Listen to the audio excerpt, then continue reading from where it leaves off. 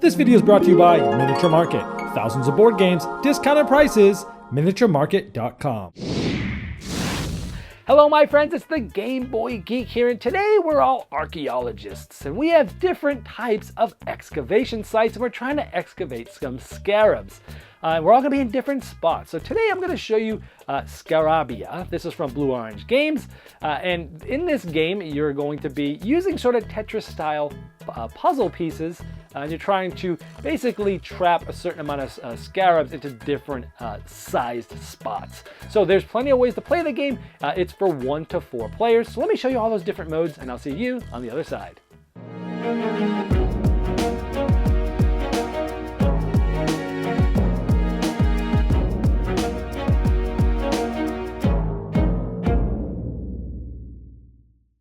At the beginning of the game, each player is going to get their own excavation site. It's going to have a frame, and it's going to have 4 of these tiles in there. Now these tiles will be randomly placed, both in orientation and where they are, and then which side they're on. So the game has a lot of replayability because with all those variables, each time you play the game is going to be different. And in each of the spots that has a hole, you'll place one of these big rocks in there. Each player will also get a bunch of these Tetris style looking pieces that match the type of excavation by color and theme that they have. Now once the first player has set this up, everyone else will set theirs up as well. And we'll be set up the same way, but each of them have a different looking excavation site.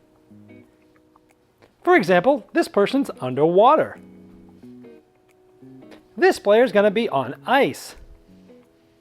And this player will be in the jungle. Now there's one of these decks for all the players, and it's going to get shuffled, and a card will come up and everybody will grab that piece and they have to place it on their excavation site if they can. Now everybody will find this piece, like this, and they'll place it on their excavation site. Now the first piece that you place has to at least touch one of the 4 center squares like that. And so I'm going to put it just like this. Now you can cover the scarabs, but what you're trying to do is get it so that you lock them into an excavation site of 4 or less. We'll show you that in just a moment. So let's say this is the next piece that comes up, and we'll find that piece and we'll place this one as well. Now every other one has to at least touch in a cardinal direction one of the other pieces that you've placed. So I'll place this here. Now you can cover up the scarabs. You're going to have to do that in order to score some things. So you're going to place it just like this. Now let's say the next one goes like this. Now you could do something like this, and when you lock one in, each of the scarabs locked in, it has to be in an area of 1 to 4. Each of them is worth however many points of how big that excavation area is. So this is 1 scarab, and it's in 1 spot, so you would get 1 point. And points are tracked by giving you different scarabs, and they have different values on them, 1 to 4. But let's say the next piece we grab is this, and we come over here, and we do something like this. There's 1, 2, 3, 4, and there's 2 of them, so we actually would get 8 points for that because it's an excavation site of 4 or less, so it's valid. It's 4, and there's 2 of them, so 4 times 2, we get 8 points. Now you would continue doing this until the deck is completely gone. If you cannot place one, you must discard the tile, but if you can place it, regardless of how bad it is, you must place it. Whoever has the most points at the end is the winner. Now there is a 1 versus 1 game where both players will play on the same excavation surface, and when a piece comes out, the first player will place it just like the normal one, which is they have to place 1 on one of the 4 central squares, but then the next card that comes out will be for the other player, and you'll continue to alternate back and forth. By placing them, again, everything after the first one has to touch at least one of your other tiles, and then the next player would get maybe this, and you alternate back and forth. So the next player could do something like this, and they're the one to score this. You would put a score marker in this excavation to let you know you've already scored it, and you'd give the player who had that the type of points available. So this is 1, 2 times 1, 2, 3. They would get 6 points that they would place in front of themselves.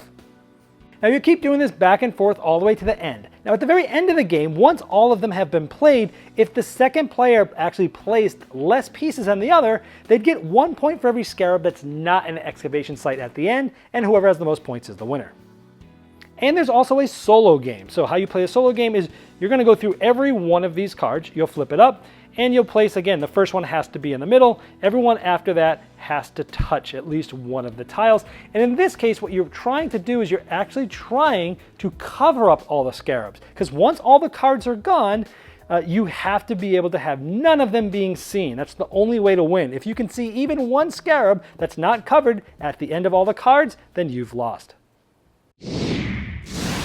All right, first of all, I love the art and production that each of the different areas to excavate has, a very different look and feel to it. Even though it's basically the same game, they do look differently. You have the underwater, you have the desert, the mountains, the greenery and things like that. And I like the three-dimensional rocks that are there. They easily could have just been little tokens, but having those rocks stick up really does give the game a lot more table presence.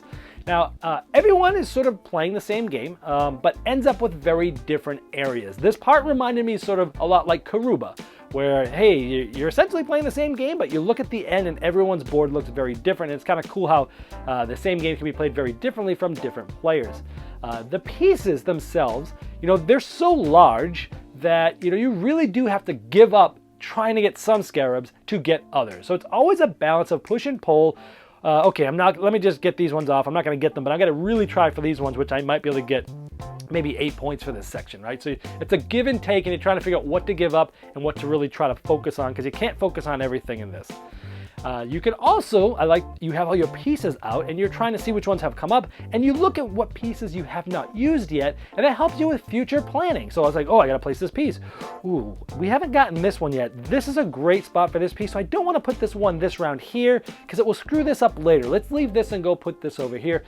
So I like that you can look at future pieces, and that really helps you with the future planning of it. The setup of the game is so randomized, which with double-sided, you can orientate them any way, and they can be in different spots. So there's so many different variables of that each game is going to feel different, has a lot of replayability of it. Now the solo mode was interesting because it really flips the game on its head. Instead of trying to trap the scarabs, you're actually trying to cover them all. And so many times I've got down to one left, but you have to get them all or you lose. So it's been an interesting challenge. I enjoyed it. It's not one that I'm going to sit around and play all the day solo, but if you like solo games, it does definitely work. And I like how it sort of turns the game on its head and you play it very differently, makes you have to think in a different way. Now, my preferred way to play is actually the 1 versus 1, basically 2-player, and you're sharing the same excavation, and you're going back and forth, and you're trying to basically get the scarabs, locked in to a specific spot on your turn, but you're alternating. And I showed that in the overview, and that's my favorite way to play, actually, because it actually feels like you're really playing against another player. What they do really determines what you're going to do, and it's just, again, that was my favorite because it was the most engaging way to play the game, in my opinion. So this is best as a 2-player game playing that version, I would say. Now let's go on to the negatives. I had spoke earlier that playing the same game is cool because you get to see, how different things work with different, even though you're playing the same game, but everyone's board is different. And for me, that is a positive. But playing the game that is the same might not be for everybody. I mean, even in Karuba, which is an excellent game, many people are like, oh, you're playing the same game, I don't want to play it. And you're not really in that. I mean, you kind of are, but there's a lot of differences that's happening. There is interaction in that game. Where this one really has no interaction. You're really playing multiplayer solitaire here in the normal game, under the normal rules. Everyone is getting the same thing in the same order with the same exact setup, and there's no interaction. There's no one rushing to something, no one getting to something first. It's literally multiplayer solitaire. So that can really bother some people, and it's the reason why I like the 1 versus 1 the best, because it really had some interaction there. Now the game itself, I liked it. It's a good game, but it did leave me wanting more.